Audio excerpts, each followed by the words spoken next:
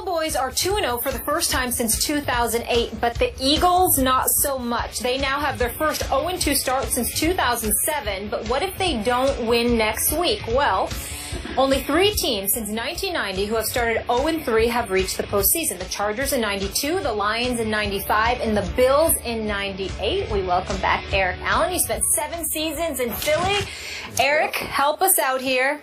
Can the Eagles be fixed? Yes, of course they can be fixed. It's not going to be an easy fix, but they can be fixed. And I wasn't surprised by the outcome of the game on Sunday. You know, the Dallas Cowboys have been a tremendous team on the road, winning 9 in a row, now 10. You know the defense is going to be inspired, Cowboys-wise, going against DeMarco Murray. But the Eagles cannot get out their way. The first game, they had 7 or 8 penalties offensively. They need to fix that part of their football team. Defensively, the same issues that have been plaguing this team since basically Coach Johnson has passed away. They've always struggled defensively, and they're getting even worse today. You're talking about Maxwell not being able to cover. They've completed anything they wanted in the first game on the right side. He came back this week, and when Wheaton making a great throw in the red zone, a little post route to Terrence. So the same issues defensively that are plaguing this football team, they need to fix that. They don't pressure the quarterback as much as they did last year. But offensively, that's really where the issues are. You get Murray, and you expect Murray to be the down-here runner that we saw last year in Dallas. They're running from a shotgun. That's not what he likes to do. That's not his style. Usually in a shotgun, they have McCoy, a guy who's able to make guys miss, who's slippery. That's not Murray's type of running philosophy. They did an outstanding job on Sproles, Dallas Cowboys did yesterday. They were inspired defense. So this can be fixed, but they first have to fix the point of running the football effectively. They need to find out. And again, you're going to install the I formation? No, they don't need to install the I formation. But offensive line-wise, you need to do a better job of sealing, giving him a hole where he can hit the hole and not go from sideline to sideline. And Chip Kelly has been successful everywhere he's been. He's going to be able to change up and make sure that his running back that he got from Dallas is able to help his football team. And the only way he's able to do that is by offensive line and getting some holes where he can run straight up and down the field. Eric Allen, I need you and folks outside of Skip Bayless. I'm talking about people that played in the NFL to find success for me. I understand where you and I are coming from. But with all due respect, I am getting sick and tired of people telling me that Chip Kelly was successful. Chip Kelly won football games. Chip Kelly never won a national championship. Right. Chip Kelly missed the playoffs last year. Chip Kelly is a good football coach. But I do believe that we have the right to sit there and say, or distinguish rather, the difference between being a winner and being good. There is a difference. Do I think Chip Kelly is a good coach? Yes, the record mandates.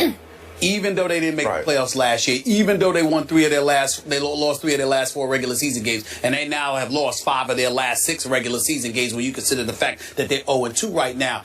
There's no arguing that in 2 seasons in Philadelphia, Chip Kelly is 10-6 both seasons. He ain't 6-10. So we're going to sit there and give him credit where credit is deserved and say he's a good coach. But there's a difference between being good and being a winner. And I have yet to see Chip Kelly validate that he is a winner. So now we look at the fact that he is no longer in college and he's on the NFL level, and now he's controlling stuff because he's the de facto GM essentially, and he's calling the shots in terms of getting guys out there. Well, or getting guys on your squad. You brought Byron Maxwell into the mix. Paid him over $60 million. I remember you, Eric. I know you could play. And I know you know when somebody is a bit overrated at that cornerback spot. For sure. Can I get an amen on Byron Maxwell? Oh, you can. Say it. Say it with me. Say amen. Amen. There we go. Because he is struggling just like the rest of the corners. All right. So I understand that, but I'm not going to get on Walter Thurman III and other cats. They weren't paid $60 million. Right. And he was. The Saints actually playing pretty good. That's right. Now you got to escape the problem with your inside linebacker spot. Kiko Alonso, fresh off of 2 ACL injuries. You decided to bring him in Philadelphia. He had that left knee bothering him in training camp. You put him out there anyway, he injured again. Mikael Kendricks, he's now out. He's got a problem. He's your inside linebacker. Okay, let's switch to the offensive side. That's just defense. That's just defense. Who's been struggling for a couple years. Who's been struggling for a couple of years now. Yeah. Couple of years now. Not Right. 2 months, 2 years. Yeah. So we're going to get that out the way. Now we go to the offensive side of the ball. Evan Mathis is gone because you want to rescind an offer that you made to him to pump up the back end of his contract. You sit there and say, we want to rely on this offensive line. Backups and Gardner and Barbary and these boys, you relying on them. You can't block. Okay, you got a north-south runner. You asking to run east and west. I'm looking at the Eagles' offense, and you know what I see? What do you see? Softies. Softies. That's right, I said it. I ain't talking about DeMarco Murray.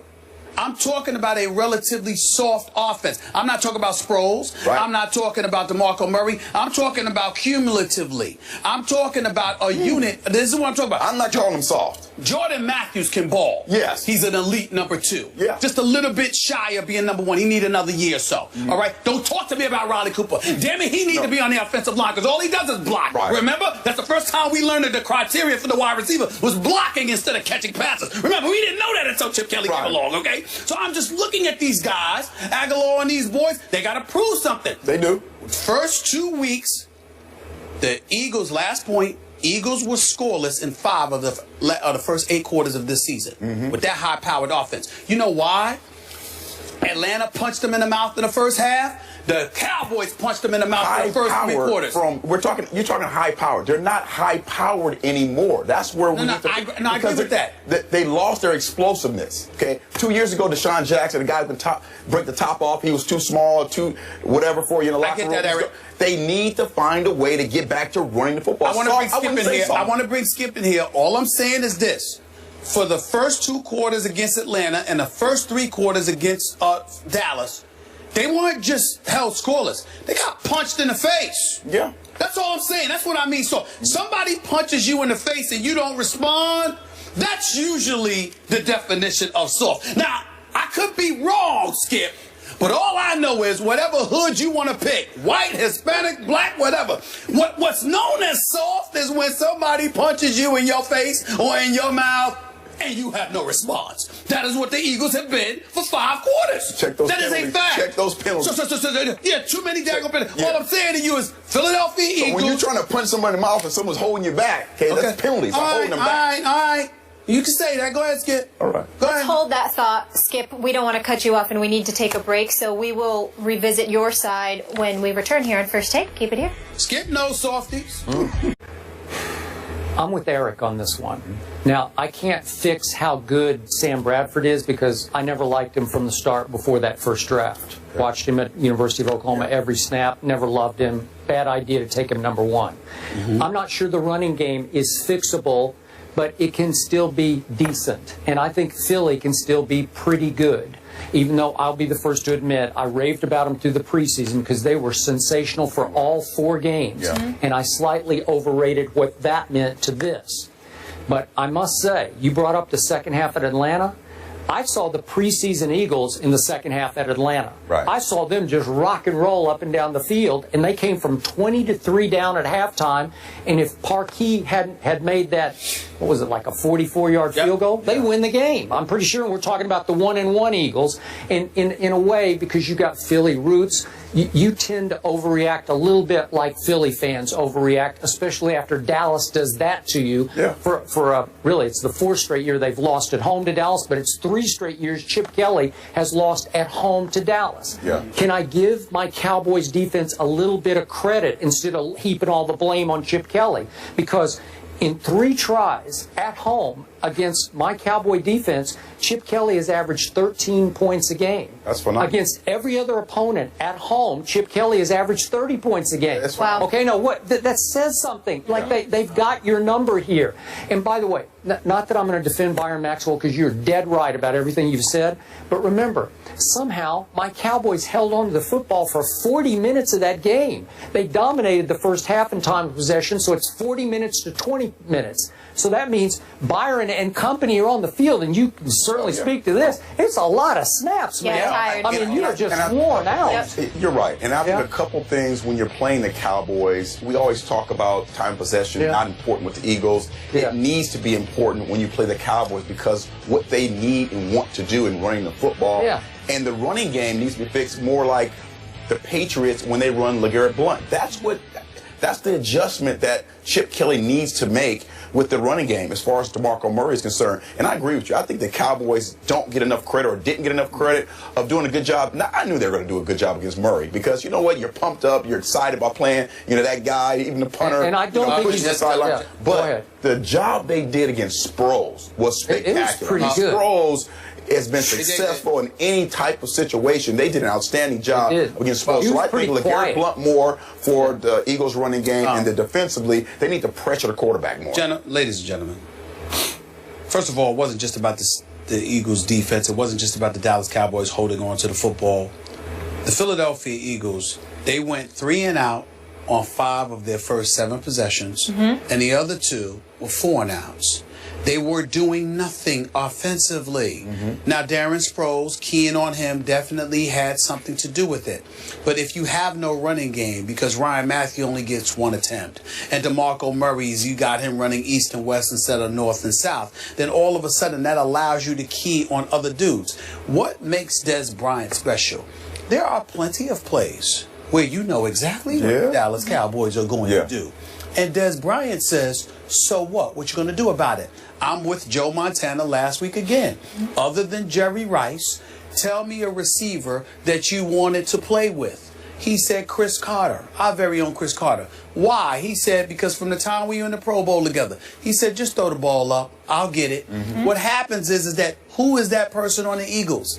The fact is no one is. So now we get to Chip Kelly. Back to Chip Kelly. Because Chip Kelly is the one that made those decisions. He made those modifications. Can it be fixed? Of course it can be fixed because they have the talent. The question about them is their culture and the toughness that comes with it. Because as individuals, we know individually they are tough. But Eric, you have played on teams where you're tough, and you can pick out a guy on the line, he's tough, and another guy in the secondary, he's tough, and another guy in the offense, and he's tough. But collectively, if you're surrounded by a bunch of dudes where Chip Kelly is breathing in your face about, just do this the way that I say, and do that the way that I say, and we will be perfect. That ain't the man's game that we are accustomed to see. So how did Chip Kelly, what was his first 2 years record? 10-6, 10-6? Right. And then last year they got to 9-3, if I remember, before they cratered? That's right. How did they do that? You also have to remember, because we all know that the man knows football and he can coach. Nobody's saying otherwise. The problem is that those were with other players. He got rid of 9 different dudes, all contributing for other teams right now. He has changed the culture of this team. The guys you're talking about who will be able to make a play even when the play looks like those guys are gone. John McCoy, they're a guy who can make something out of nothing. They're not tough guys. They're just talented guys.